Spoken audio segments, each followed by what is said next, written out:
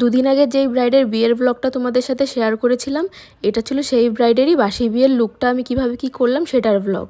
Bride আমাকে time দিয়েছিল 1টার সময় যাওয়ার জন্য, তো সেই কথা মতো আমি 1টার সময় পৌঁছে গিয়েছিলাম।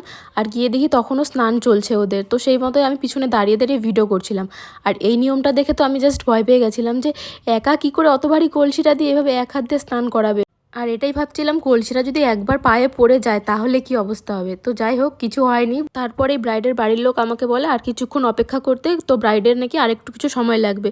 তো সেইভাবে আমি সেখানে ব্রাইডের জন্য ওয়েট করছিলাম। এদিকে দেখতে দেখতে 1টা থেকে 1:30 বেজে গেল। তো আমার কোনো রকম প্রবলেম ছিল না, কারণ আমি সেই টাইমটা ফ্রিই ছিলাম।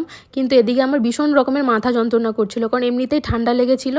তো সব মিলিয়ে মিশে সেই সময়টা যেন কেমন একটু খারাপ লাগছিল। তো তারপর দেখতে দেখতে এই যে ব্রাইডও চলে আসে।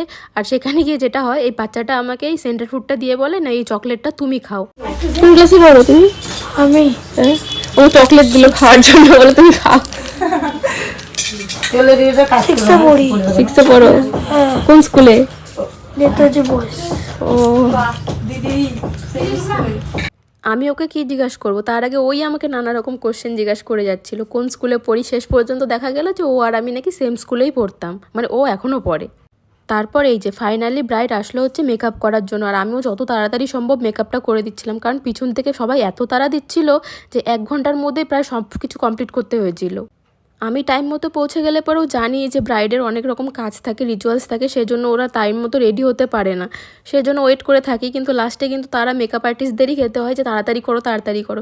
1 ঘন্টার কম সময় তো আর পসিবল না একটা ব্রাইডকে তাড়াতাড়ি করে তৈরি করা। যাই হোক, এটা ছিল সেই ব্রাইডের বাসি বিয়ের জন্য করা সিম্পল একটা লুক। ব্রাইড যেমন চেয়েছিল সিম্পলভাবে করতে, সেরকমভাবেই করেছিলাম। আর তোমরাও বলো যে কেমন কি লাগলো, কেমন কি সাজানো হয়েছে। এত তাড়াতাড়ি আমি যতটুকু কমপ্লিট করেছি, লাস্টে তো মনেই পড়ছিল না যে আমি কি করিনি। শেষে আমি যে নাকের নথটা আমি পরিয়ে দিলাম, কারণ আগে তো সব ভিডিও করে নিয়েছি, পরে আমি দেখতে পেলাম যে আমি নাকের নথটাই পরাইনি। তো পরে এই ছোট ছোট ভুলগুলোই চোখে পড়ে, সেজন্য একটুখানি টাইম দিলে পরে ভালো হয়। তো এটাই ছিল আজকের ভিডিও। তোমরা কিন্তু কমেন্ট করে অবশ্যই জানাও যে ভিডিওটা কেমন লাগলো।